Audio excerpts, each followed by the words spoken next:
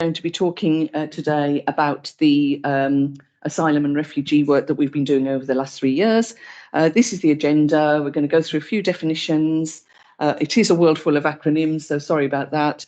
We'll present you with a few statistics, the journey of someone that might land on our shores and what they go through, the different types of asylum streams we work across, our district council response to the issues that we face on the whole asylum system and the work that's been going on, and specifically focus on the Ukraine response, because as you're aware, when that war first broke out, there was quite a humanitarian response that this council put together, and then we carried on the work, and the work continues to date, although it is beginning to change now that the government stance on Ukraine is changing. So, definitions. I think it's important to understand the difference between a refugee and an asylum seeker. The detail is written there, but until someone receives a decision as to whether or not they're a refugee, they are known as an asylum seeker. So in all of our work, we refer to individuals that haven't been given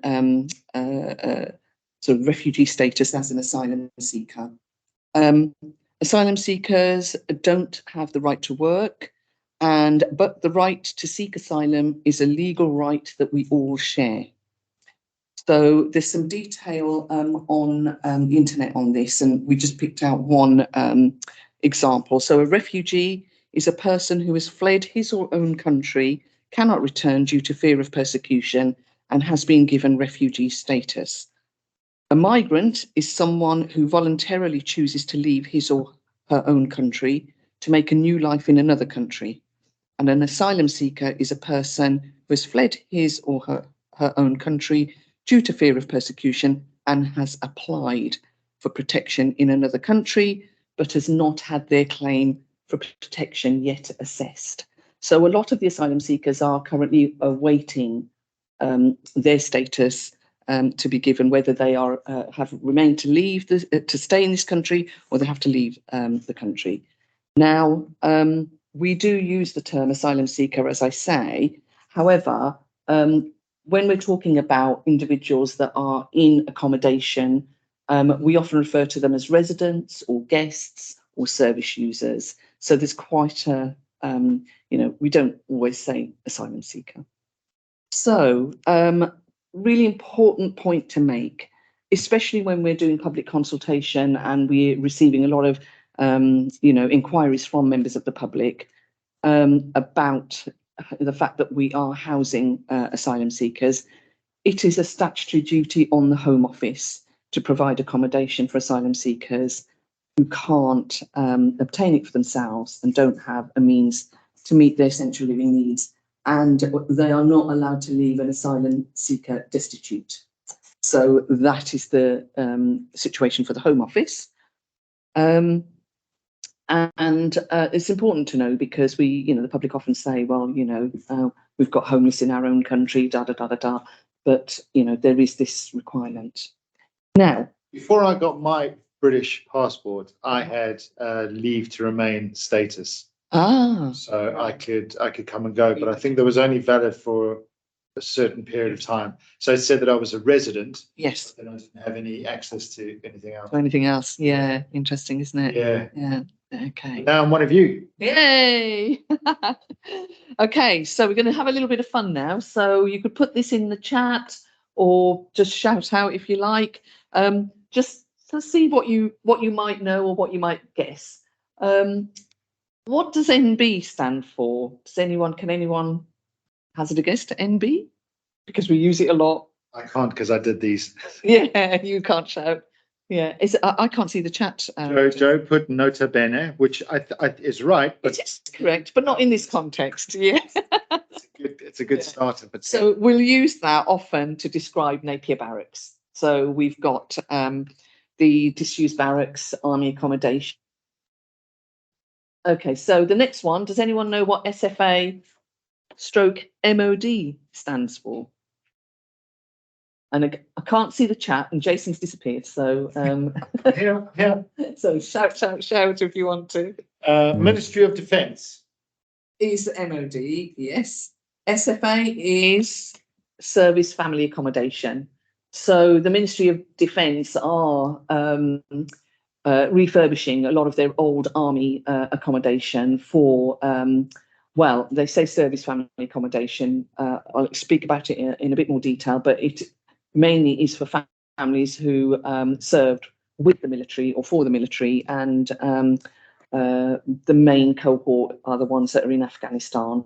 So they are the Afghan families that are coming over now, having been evacuated from Afghanistan. UASC, does anyone know what UASC stands for? I'll go through it quite quickly, Jason. Yeah. So that's unaccompanied asylum seeking children. So children under the ages of 18 without parents and land on our shores without any, just on their own completely. And we have had very, very young children, babies, that kind of thing. So we'll talk about their journey in brief in a moment.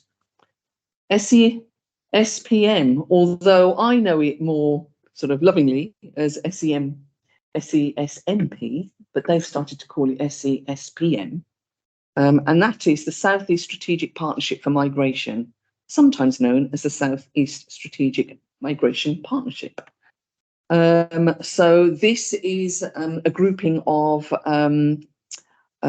key colleagues from across the southeast. So, we're going London, Isle of Wight, Southampton, the whole lot. The migration partnerships advise and guide us on a lot of this work, and they pull together multi-agency partnership meetings, do that initial push back to government, or seek advice and information for us from government on the things that are going on. We'll talk about that in a bit more detail in a moment. HO, you had a clue earlier? Home Office. Yay. Okay. CS. It's another one that is quite, some people may be familiar with this organisation. They're Clear Springs, often known Clear Springs Ready Homes, and Home Office commissioned them to do a lot of the support work on the various Home Office accommodation sites. So Clear Springs are the site management company that look after everything on Napier Barracks, and some of the other accommodation that we've had in the district. CIA, that's contingency accommodation and initial accommodation. So it's the accommodation that asylum seekers go to when they first get moved out of reception centres when they arrive, and they move into hotels or Napier Barracks or places like that. LAHF, a new thing, and I'll talk about that in a moment as well. So a bit of a good news story and a shout out to the housing team on this. So the H means housing. It's the Local Authority Housing Fund. So it's a new bit of funding that's become available. I'll talk about that in a moment. NGO. I'd like to know if anyone knows what NGO means. Never gone over. No. Non-government organisation. Yeah. Marvellous. Thank you, Joe. Joe. Yes, non-governmental organisations, definitely. So we do work alongside our voluntary sector organisations with some of the response work. DLUC, important set of people that we liaise with. Department of Levelling Up and Communities and I'll Housing. let you have that one, Joe. Yeah, Communities and Housing. And this is an old term now, but sometimes they do stand this group up at Kent-wide level, VPCC, bit of an emergency response style group. So when we've had the lorry drivers and Operation Stack and Operation Brock go on, sometimes VPCC gets stood up. And in the early days of a lot of this work, they got stood up. So it's a vulnerable persons and communities cell that have worked. So this will be KCC, district councils across Kent, all working together on their responses to these things so that we can share best practice and understanding and flag up issues to Home Office and DLUC if we need to. So, final one, UCSN. You won't know what it is. It was the original response to Ukraine when we set up a Ukraine community support network. That actually no longer runs, and the community just supports itself now, which was the whole idea. We sort of facilitated it as a council in the early days, and they look after themselves now, which is wonderful to see. Okay, just moving on to some statistics, and honestly, there's so much on the internet on this, and this was as we were putting the presentation together, data from November 2022, how many refugees there are in the UK, the pending asylum seeking cases, 127,000, but that data's moved on since this, and then the number of stateless persons in the UK, and how many were deported. Over time, 81,000 asylum applications made in 2022 relating to almost 100,000 individuals. So I was just going on to the year ending March 2023 and the numbers of asylum seeking applications granted, the number in work, the number in study, the numbers that are families out of that, so 134,000 families. I'm not sure what other means, because this was sort of taken off by a colleague of mine who did this, apologies for that, refusals and the total number of decisions actually made. So, Justin, can I ask something about this totals? So total grants, is that then broken down into study families? Yes. Okay, fine. So almost 400,000 people are in work. From what I can tell from these figures, yeah, I know. That's incredible.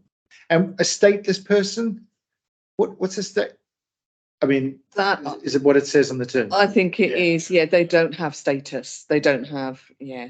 So, right. So, in terms of some of the local statistics in Folkestone and Hythe, where I'm going to go from the bottom, where it says contingency accommodation other, it says 294. That is the number for Napier Barracks, and that would be a moment in time where they took that information. Napier Barracks has a capacity of 328 or 329. So at any one time, it's normally at about 300 odd, because there's people moving in and moving off at the camp, and I'll explain that in a moment. Going up again, you've got hotel. That's 66 males, asylum-seeking males, that were held at Southcliffe Hotel.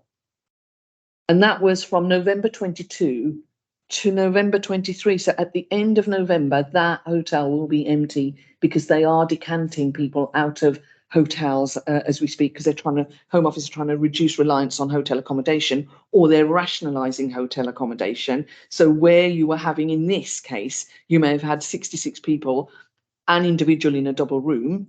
And in other hotels, what they're doing is they're going to share rooms. So you have two males in a double, so two single beds as opposed to a double bed.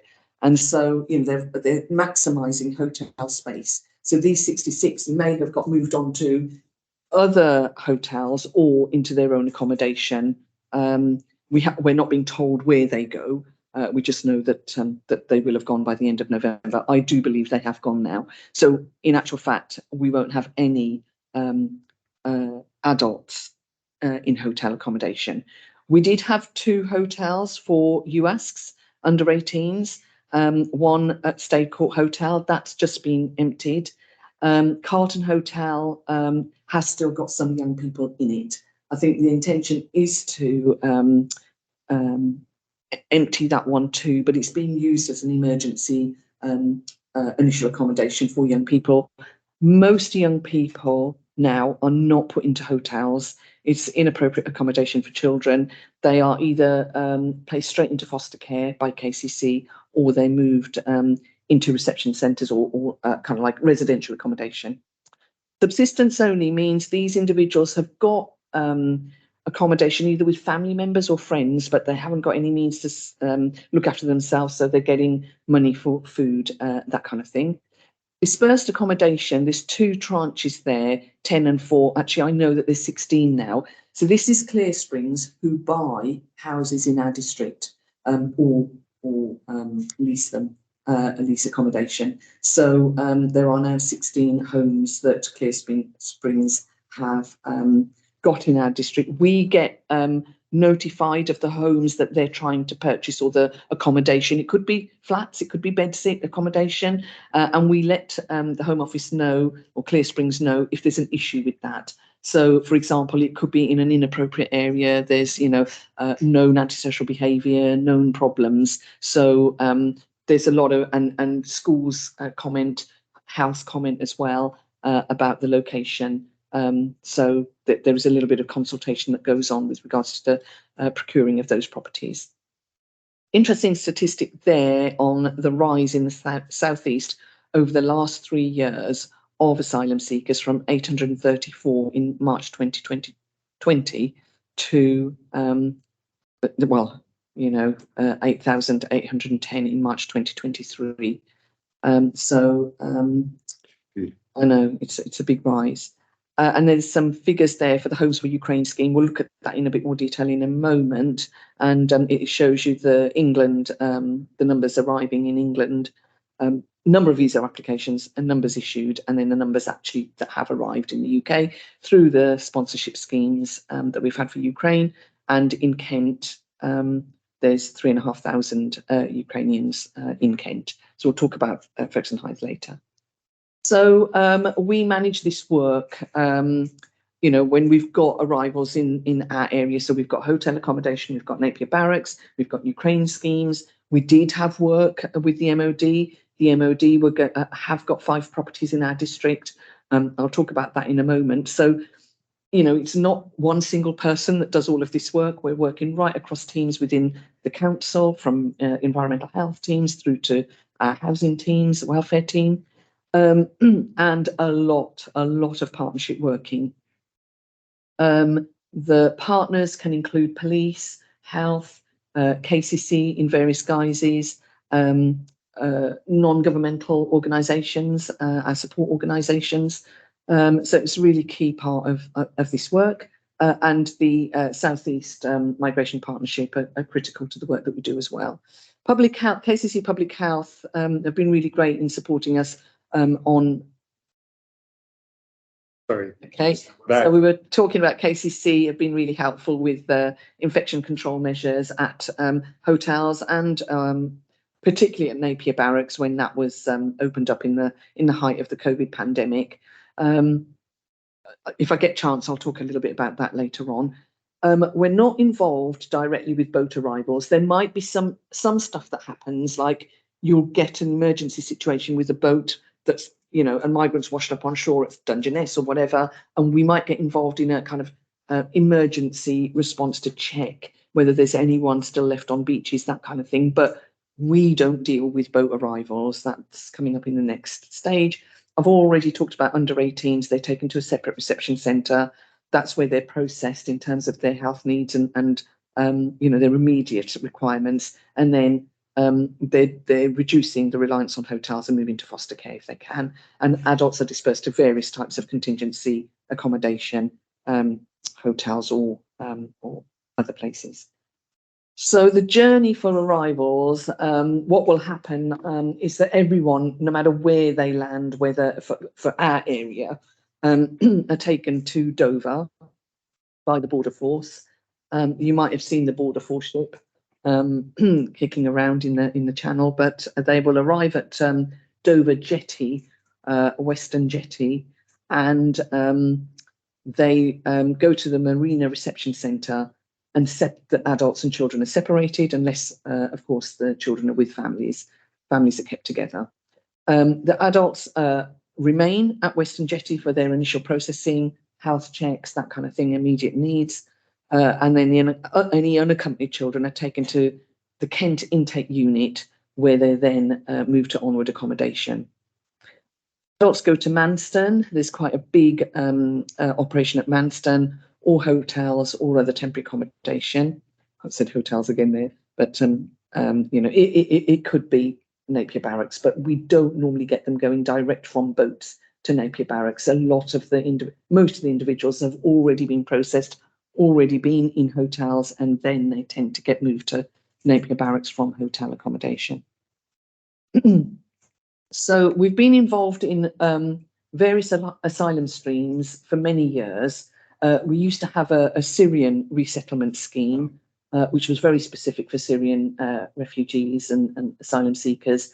But all of these schemes are now absorbed into what's known as a wider asylum dispersal across the UK, for those specific strands that originally had their own names. But there are some specific strands, like the Homes for Ukraine scheme, like the Afghan resettlement schemes, So you've got a citizens one, and you've got the relocation one for those that were connected with the military for work. So ARAP, Afghan Relocation Assistance Policy. And then you've also got a Hong Kong BNO. In actual fact, there are 7 of these. I won't go through them all, but I can circulate the information afterwards. The Afghan, I've got some information on the Afghan scheme. So in 2022, 5,792 Afghans were resettled in the UK. That's 3% higher than 2019.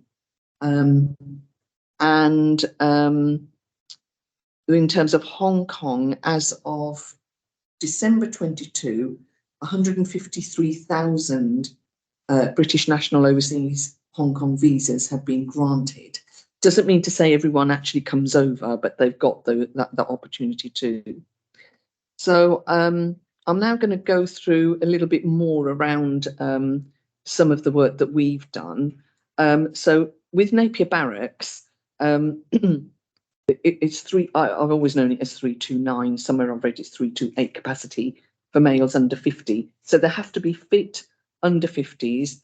If it transpires, they come on camp and an issue transpires, like a mental health issue that hadn't manifested itself before, but it manifests itself now, or a fitness issue occurs, or something that occurs that means they're not suitable, they are immediately taken away from the camp, and they're not forced to stay on site. So those assessments are going on a continuous basis. Where would they go? They would go back to hotels or to or found other accommodation, right? So the camp over the years, I mean, we were there right at the beginning when it was a very, very basic. There was nothing on site for anyone to do. There was a lot of unrest. The food wasn't, they weren't happy with food, all of that. Over the years, it's transformed itself. So there's all sorts of activities on site. The NGO, I have to say, the non-governmental organisations have been brilliant, going on site, doing activities with the service users and residents on camp. The pictures there show, it's amazing. We went and they were somehow got hold of this sewing machine. This chap was actually repairing everyone's trousers, hemming things up. He was actually making a shirt from material, and the workmanship was incredible. They've got hairdressing chairs and they're giving each other haircuts, that kind of thing. There was an English class going on one side. They've got an allotment and they grow their own vegetables, and any surplus they give to the local food banks. So, there's a lot of community orientated stuff that goes on camp. They're actually going off and supporting community gardens around the district. They have been involved in litter picks over the years, but some of the work that I'm hearing of with the other side of activity I'm doing on cost of living, when I've gone to say I was just talking about the work that the Napier Barracks service users do over out and about in our community. So they've been doing some brilliant work over at Hythe Pantry, which is one of the churches there, working in the community garden, helping with the growing of fruit and veg there. Similarly at Folkestone Community Hub, they've been helping out with the allotment there and the work in the greenhouse. And I hear they're very active with the Hythe Environmental Group, gleaning fruit and veg at various farms around the district. So they get involved with voluntary work. They're not allowed to do paid work, but they do enjoy that. And it's really good to see. We'd like to do more. Hopefully, at some point when the play area opposite comes under our ownership, we can get them to do a community garden there and grow veg and that kind of thing, and get that to the local food banks. SFA and MOD properties, you all know what that acronym stands for now. Although that was current work at the time we wrote this, it isn't anymore. So 5 MOD properties are being refurbished to house Afghan families fleeing Afghanistan. Some of them are in other countries, and their time in those other countries is coming up. So they're going to be moved out of those countries into this MOD property, into these MOD properties, and this is happening across the country. So we've got 5. Originally, we were going to get involved as a council leasing those properties off the MOD, but now there's another company called Pinnacle that are going to lease the properties. There was a lot of issues with these properties. 3 of them were problematic. 2 were getting there with their refurb, but they still hadn't got there, and so we weren't in a position to take on the lease. The other thing was the cohort that was coming in attracted some funding, which we would have got as a district council, and now the cohort has slightly changed because they're coming from a different country, so they don't attract the funding. So the funding regimes are also very, very complex, and something else that we have to grapple with. LAHF1 is the local authority housing fund 1. So basically, the government realised, the Hose for Ukraine scheme will come to an end. The requirement for Afghan families to be housed, we need more housing. So they've given funding to councils to purchase properties. We've purchased, there were 10 houses purchased from Local Authority Housing Fund Round 1. We've also purchased properties from LAHF Round 2. So we've now got 15 houses within our district. Some are in the middle of their contracts and being, exchanges going on. But we have accommodated our first Afghan family in one of these houses. So this is ongoing work over the next sort of 6 months or so. So those houses, they're Ukraine and Afghan families can move in for 3-year tenancies. In that 3-year period, they will be worked with intensively, mainly by KCC, because they have integration money. KCC get that money, and Migrant Help are the organisation that will go in, get English classes done, children in school, work found for the adults once they've got the language skills, training, qualifications, all of that. So with the hope that in 3 years they can move on to their own accommodation. Some are fine, and they only need the accommodation for 6 months or so until they can get work and that kind of thing. So there will be a churn with these properties. But then the thing about this is, after 3 years, these houses will be part of our own housing stock, so they'll become council homes. So that's a really interesting aspect. We talked about the dispersed accommodation that's available. Houses that Clear Springs purchase. And then in terms of Ukraine, we had a different response for Ukraine, which I'll talk about in a moment. I said about the funding streams being very complex. As a district council, we've shown a huge amount of leadership in terms of moving forward with this agenda. It's almost become business as usual from the very early days of Napier Barracks, and then Ukraine, and then the hotels, and now it's just grown and grown. And as members and officers, we've had to respond to community concerns. We've done multi-agency responses to things like extremism that's mainly online. I mean, we have had a few things, a few protests up at Napier Barracks, but there's a community safety response. There's a national response around Prevent. There's customer services having to deal with inquiries. Our housing teams, as I mentioned, planning as well get involved, because Napier Barracks had to have planning permission. There's a lot of work that comms have to do as well on public reassurance around this, and I'll talk about that in a moment. Very complex funding streams that we have to grapple with, and finance get involved in that. And there's obviously environmental enforcement if we have actual problems out and about. Now, one of the key things I need to say about Napier Barracks, and this happens at the hotels as well, there's every cohort that comes on gets a really intense induction, and the induction will include things like the laws of the local area. So we have public spaces protection orders, we have antisocial behaviour laws, how there's a cultural orientation exercise that goes on as well. So just learning about how we behave, what's acceptable. Who delivers that? It's a variety of people will deliver it. So Home Office will deliver some aspects of it. The police deliver. We've delivered as a council. We've gone on site and delivered. Migrant Help will deliver. So it's a whole host of partners. So it's not a case of people just come, they get put somewhere, and that's it. They actually get. No, they Right, okay.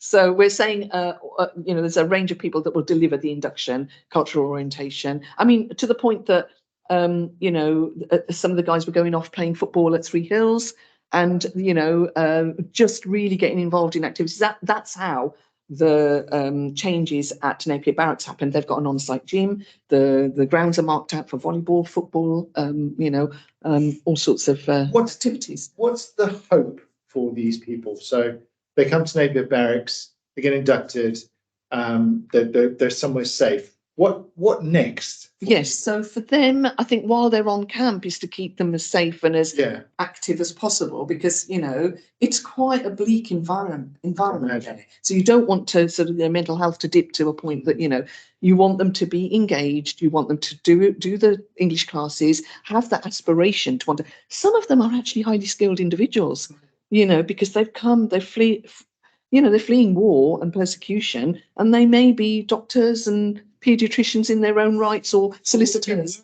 So if they get their status granted, so their ambition is to get their asylum seeking application heard quickly, and there is a churn, and they are getting those. They are being granted settled status. We have access. So I'm really curious. Yeah. Will we have access to that data to say these are the people who came to Napier Barracks? They got their refugee status and are now in. Was that GDPR stuff? Potentially it could be. We'd have to ask and see what.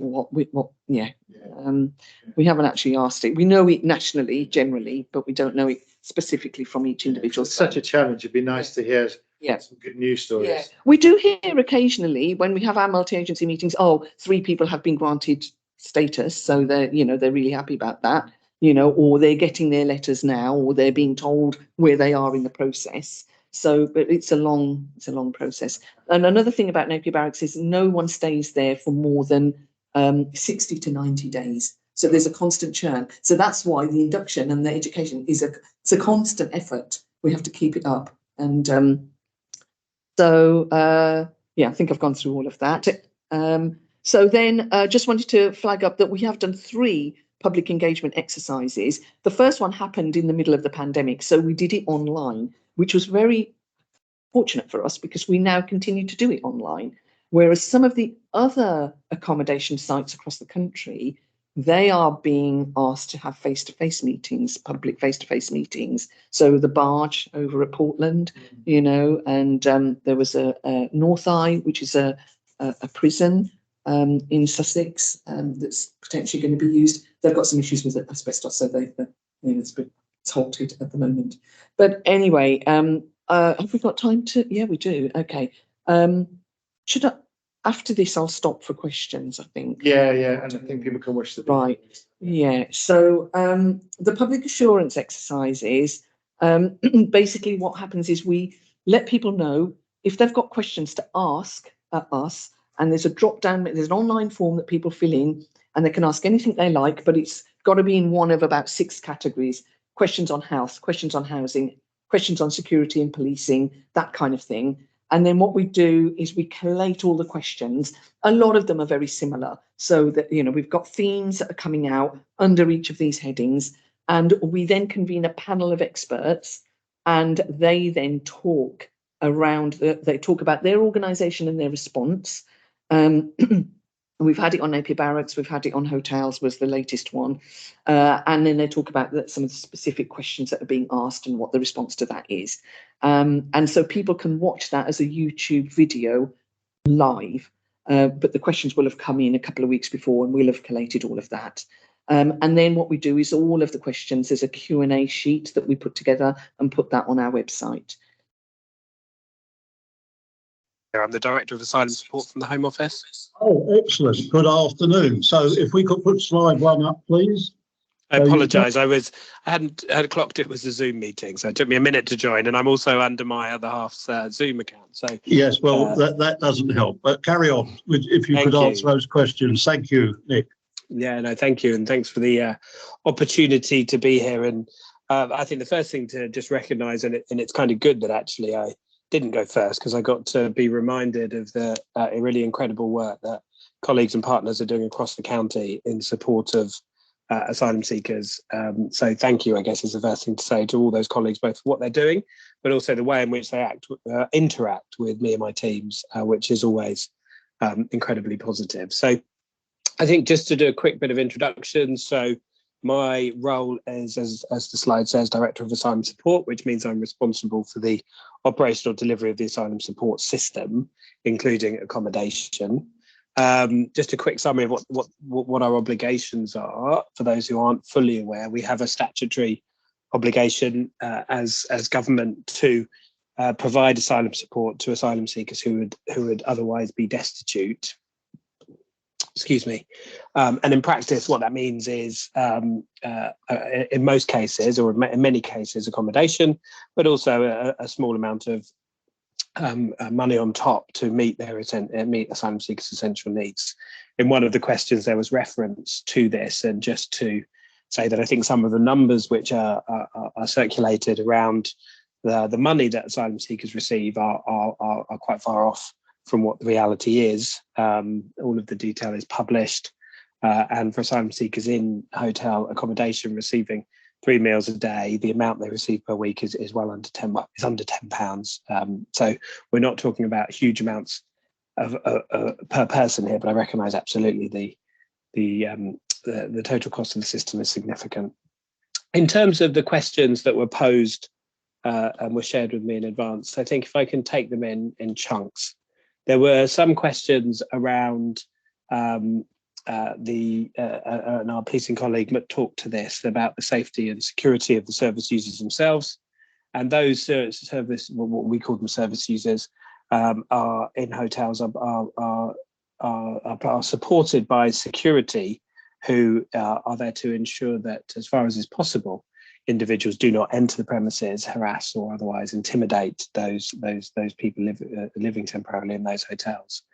In terms of the security of the wider community, again, our policing colleagues covered that, so I won't repeat what he would have said.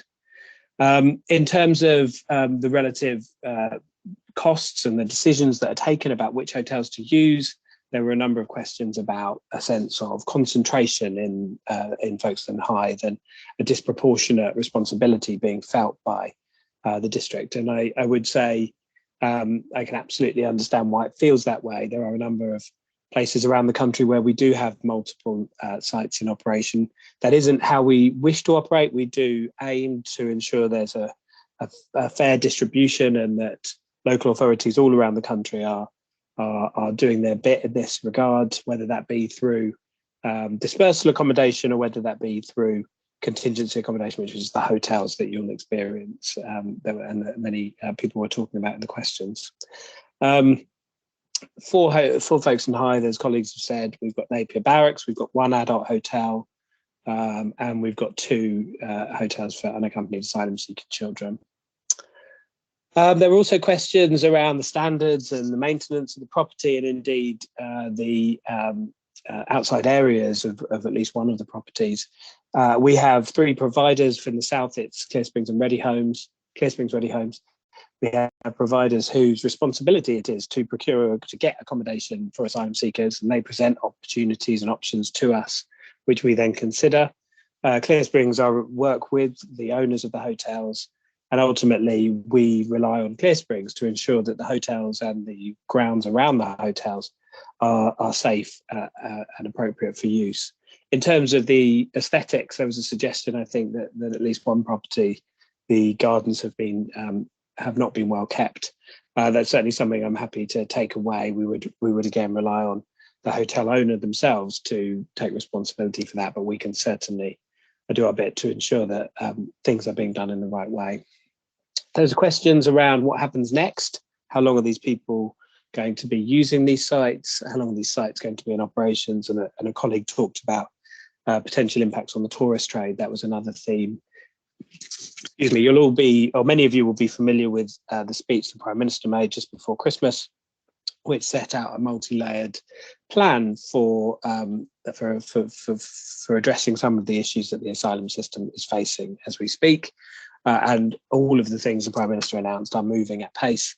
Lots of effort within central government, in collaboration with local government and with other partners, to make sure we're making progress against every, as I say, every part of that plan. Specifically for this purposes of this conversation, there's a lot of work being done to ensure we can take decisions quicker and get people moving through the system quicker, which will ultimately mean there is a need for there's less need for accommodation. But when we do need accommodation, the two big things that we're looking to do are look at large sites, and the Prime Minister mentioned some of the potential options there. So bigger sites with larger numbers rather than lots of sites with fewer numbers, and those are being considered all around the country as we speak. And then dispersal, so making sure that there is more sustainable accommodation in every local authority around the country, again reducing the need for hotels, and again making sure that the burden is shared around the country. All of those things are moving quickly and should have a significant impact on the length of time people stay within those properties and the length of time we need to use those properties. As it stands, I can't give any commitments for when we will stop needing accommodation of the type that we're using in Folkestone and Hythe. But what I can say is ultimately this is not something that we mandate. It is something that hotelier voluntarily offers to us. And should the hotelier not wish to maintain the contract they have, then obviously that is absolutely their choice. Sorry, so that was part of the webinar that we had, the latest one we had on asylum accommodation. So it just gave you a flavour of how the questions were being answered. So that's still on the website, actually, so you can go to it at any time. Just quickly, Joyce, so asylum seekers are people who are still seeking asylum, waiting a decision. Refugees are people who have been given a decision and been allowed to stay. Is that correct? Yeah. And then, they're a refugee, but they will then have access to support to be able to get housing benefits and, Yeah. All right, thanks. Yeah. Whereas the refugees, like the people fleeing the war in Ukraine, there were a couple of additional schemes on top of what was known as Homes for Ukraine scheme. There was a Friends and Family scheme, which didn't attract the same funding that the Homes for Ukraine scheme did. So initially, if you had family abroad, if your brother was out there, come over, stay with me, that was your responsibility to look after them and cover costs and that kind of thing. But the Homes for Ukraine scheme asked for that voluntary response from the public, so that you became a host, you opened up your home to a family. There was a whole data portal that did the matching of hosts with the family type. It's quite a process. So it opened on the 18th of March 22. At the start, we were one of the top authorities. I remember being in the top 3 in Kent, where we had over 100 hosts with over 300 matched guests. Not all of them had come over yet, but we'd, at the time, I think Dartford only had about 20 or 30 hosts, and there was this almost like this league table going on between local authorities as to how many areas were very generous in terms of their approach to this scheme. But in the end, it all settled out, and most people were having a fairly similar amount of people in their areas. Some obviously more than others. So we had over 100 hosts with over 300 Ukrainian guests at the start of the scheme. But now, a year and a bit on, that's reduced by half. So actually, currently, we're nearing 50 odd hosts. So what's happened is the guests have either gone back to Ukraine, or they've found work and they've got their own accommodation and standing on their own 2 feet, or they've moved out of district and gone to another area. So it's sort of a constantly moving feast. The money for Homes for Ukraine, potentially that will stop. So the hosts have got to make a decision in terms of whether they want to continue the relationship that they've got or not. The slide just talks about that initial humanitarian response that we had. And after a few months of doing this, we were lucky enough to have the secondment role for Paul Birkin, who's now temporarily left us because he's got a secondment to the South East Migration Partnership itself, actually. But Paul came in and picked up all of the response work that we were doing. The kind of work involved included the very early dissemination of information, making sure that we had a response to inquiries, translated lots of information, housing information, all the sort of stuff around, you know, what happens when you live in the UK, how to register with the GP, all of the schools information, introductory documents that were translated both in Russian and Ukraine. In terms of the host properties, there had to be a check that the property was suitable, and our private sector housing team absolutely brilliant in pulling that together. And there were some situations where host and guests relationships broke down. In our district, thankfully, they were low numbers. Sometimes it was just because the child had an allergy to the cat. You wouldn't have known that, you know, and so that wasn't a suitable accommodation. We had to rematch with others. Occasionally it was that the host and guest just didn't get on, and there was a problem there. And, you know, we had a whole host of brilliant work going on across the district. So many people very willing to help out. So we had free entry to you know, Leaskey Hall and Howlett's Portland Zoo. I won't go into everything here. Lots and lots of events, drop-ins, the involvement of churches, the community hubs, opening up their doors, coffee mornings, enabling the Ukraine community to settle into the community. So all of that early work, and we had a Ukraine community support network where we learned about what the Ukraine community wanted and needed, what the hosts' worries and concerns were, picking all those up and working with KCC and working with national government on you know, resolving those. We now have to help Ukrainians move into private rented accommodation, work with DWP to get into to work. The stepping stones to that is work readiness support. English as a second language, all of that work had been going on as well. And, you know, as I say, the LAF properties are for both Ukrainians and Afghans, and we've got a number allocated, so that's going to help move some of them on. Not enough, but, you know.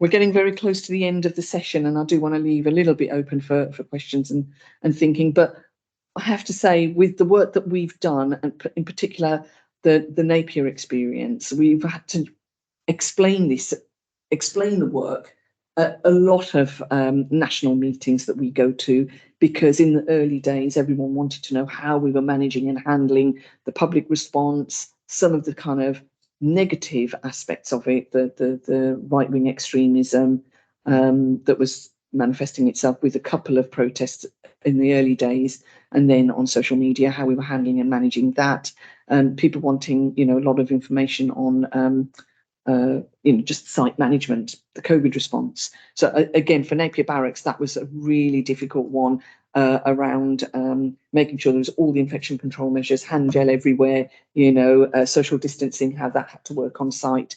When the asylum, the service users were leaving camp in the early days, when you couldn't go out in more than groups of 6, that kind of thing, and sticking to that. Then just making sure that if there was, so there was COVID test, lateral flow tests available on camp. If there was a positive case, the positive case was moved off camp, but all of the people that had been connected with that case had to remain in isolation in the one single accommodation unit. They had their meals brought to the door. They couldn't go out. So it was, all of that was, you know, it's quite involved, and it looks like there's a lot of learnings that have happened since then. We are nearing the end, Joyce, and I hate to cut it short because it's so interesting, and it just highlights the varied amount of strands of people that are involved and organisations that are involved, and it's great. It's a good myth buster for me. And I think it's really interesting for everyone else. I think we'll need to wind it up there. Yeah, that's fine. If there are any questions, we've got a couple of minutes if you wanted to ask any now. Don't have Or any any question. comment? Don't have a question. It's Mel here. I'll turn my Hi, camera Mel. on. Hello. Just wanted to say that was fantastic. Thanks, Joyce. No, that was such a lot of information in a very short time, and it was very clear, and I understood it. Excellent. Thank you very much. Oh, I really appreciate that. Thanks, Mel. The whole room is cheering. Amazing. Thanks, Mel. Yeah, thanks, Joyce. Anybody else?